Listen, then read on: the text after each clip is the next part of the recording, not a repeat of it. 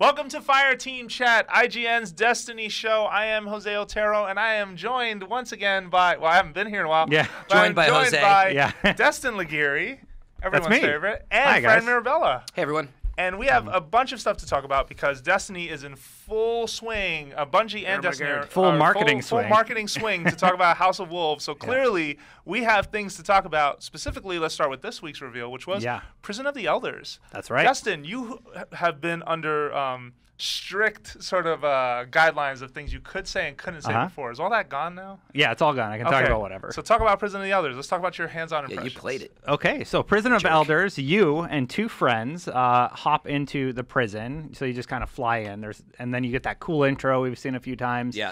And then a modifier pops up on the screen. One of the doors open, and then you go fight an enemy. We have footage of all this. Yeah, we have footage of all this. We have the full playthrough of one of the difficulties, the level 32 difficulty. And each door that opens has a different theme, has a different type of enemy inside. Yeah, so each door that opens has a different theme to the area. There's one that's very much Hive. There's one that's very much Fallen. But other enemy types can spawn in those rooms, as we saw in the trailer today. Okay. So. All right. Yeah, all right. and the modifiers are completely random, right?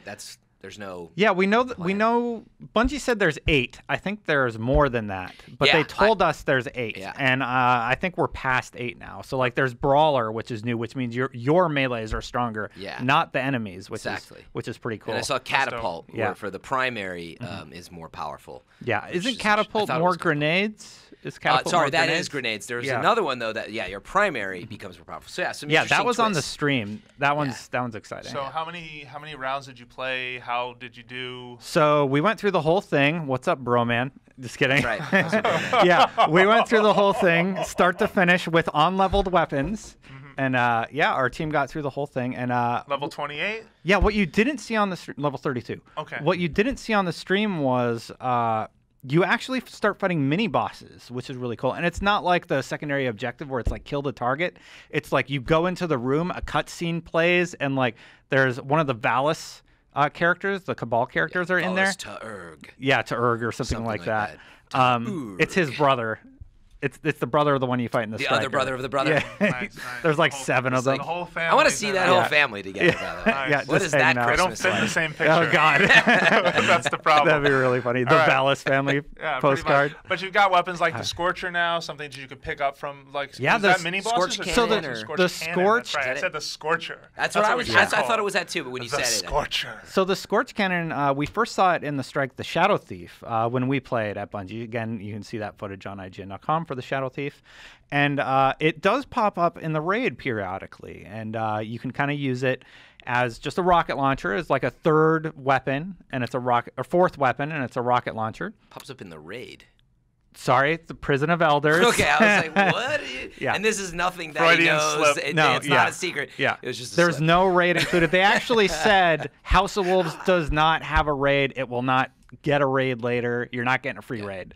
So, did they really say you're not getting a free? Well, they didn't say that right now? verbatim, but there is an article on IGN if you want to read exact quoting. got dark I'm paraphrasing. fast. We're so Of course, excited. of Yeah, course. still But excited. No, so you can use it. The Scorch Cannon has primary fire, which is just you shoot it and it blows up, and Looks then like it's there's about 10 secondary rockets fire. in there, Yeah, about what I counted. 9 or 10 when you start. 10. Secondary fire, you shoot it and it connects to people, and you can wait to detonate it. I'm And surprised. that's I didn't pretty see cool. that. Yeah, That's cool. They were talking about it on the stream. I am surprised it hasn't been introduced into Crucible, into a special Crucible. mode. I know, Jose, you say Crucible. Crucible. How the fuck? It's because he crushes it How in do the you say that? Crucible. The crusher. Yeah, I say things wrong all the time. But more specifically, in competitive multiplayer, I'm surprised that this isn't a thing that sort of pops Like up. just spawn it in a map. it would. Oh, like everybody fights well, for one it. person could get like it. the This is- boom shot in Gears of Yeah. War Or, when yeah, or everybody the fought rocket for that launcher, thing. No, it'd be you know, cool. Yeah. I mean, you Halo never 3 know. The Pit. I never thought of that. That's a good. Well, now that they Good designed thought. it, maybe we'll see it. Yeah, That's maybe. part of it. Maybe. My favorite part of Prison of the Elders is the servitor. What's his name? Laxus or what's his? I have Varix.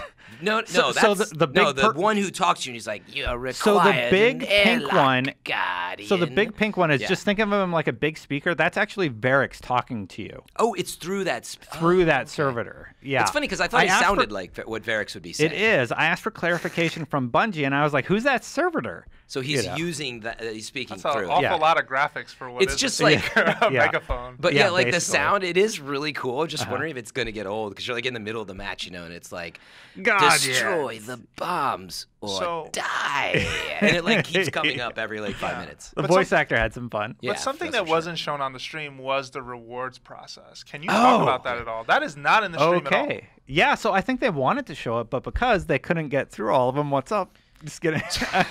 Because they couldn't get through all of them. You go. So after you get to the 5th round, you take out the boss, and there's multiple bosses you have to fight. So we fought Valis, and we also fought a large hive boss. Yep. And Valis was the last one. So we killed him, and then it's like, you did it! And then you go to the middle, and the floor opens up. And then you kind of jump down, similar to in Vault, where you have to jump down really far. But there's platforms you can hop on. Oh, really? And then at the very bottom, you land in like a Scrooge McDuck treasure trove with 3 chests at the end, similar to Borderlands, where it's like the big chest that you really want and 2 little ones on the side. And you get them all, right? Yeah, you open them up, you get the 2 little ones, but there's a key mechanic that they weren't really clear on how it works. I got a key when I killed the boss, and it seems like that's a once-a-week thing. Yeah. But they said you have other opportunities to get keys. And I haven't really talked about that before because I couldn't get a clear quote from them. It seems like you can get it from the new public events or other areas, but they just weren't clear enough. I need to reach back out. Prison of Elders has multiple sort of tiers that you can play through, and they count separately. But it is on a week timer. It is a week timer. So there's a 28, a 32, a 34, and a 35 where you fight Skolas. Oh, Skolas is the final boss on the level 35. Skolas is the big. He looks great and powerful. Skolas. Yeah, he's a fallen captain, but he looks way different. Oh, that's right. Yeah, he's got like these red tubes coming out, like sort of from the headdress that he wears. Yeah, that's right. But he's fallen. Cool. Yeah. The servitor you're thinking of, we don't really see him. Yeah, that's why I was confused. Who is this? There was that major servitor. I forget what his name is. We've talked about it on the show before. Or its name. I know who you're talking about, but we don't really hear much about him. So maybe there's more. Maybe it's saved for the story. I mean, they haven't shown you anything of story. They didn't let you play a single story mission, right? That's true. They did not. Yeah. So it could be a part of that. All right. I think they're trying to keep that as a surprise. I really hope it's not a letdown. We'll talk about that a little more in the next section. Yeah, but let's lead into then. I mean, you've played it. Are you satisfied with this activity? Did you feel really good about it? Okay. So watching it on the stream and watching other people play, I don't feel like they did a good job of conveying how fun it is to do this with your friends. You're coming up with strategies. You're changing your gear so that it's optimized for your play style. So it's similar to Trials of Osiris, but it's PvE. So you're working together to kill a bunch of waves of enemies. And it was fun. Like, I came out smiling ear to ear, and like they gave me crap for it. How long did it? But how long did it take?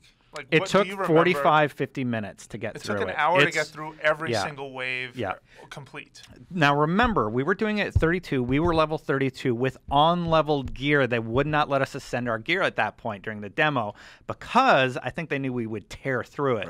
Because it's like a Titan and 2 Warlocks, all Galahorns.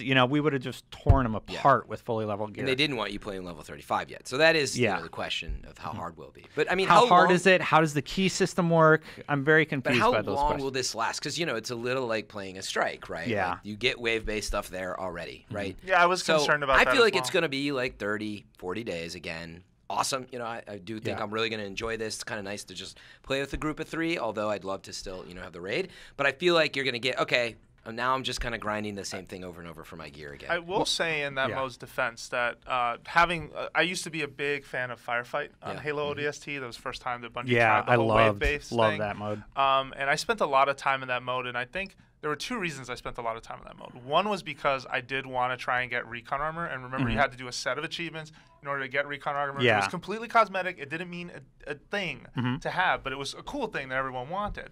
And then the other reason was because it was just really fun to just sort of, for less of a better way to say it, but just catch up with friends and talk about it. Oh, totally. Yeah. And that's what you're going to find yourself doing.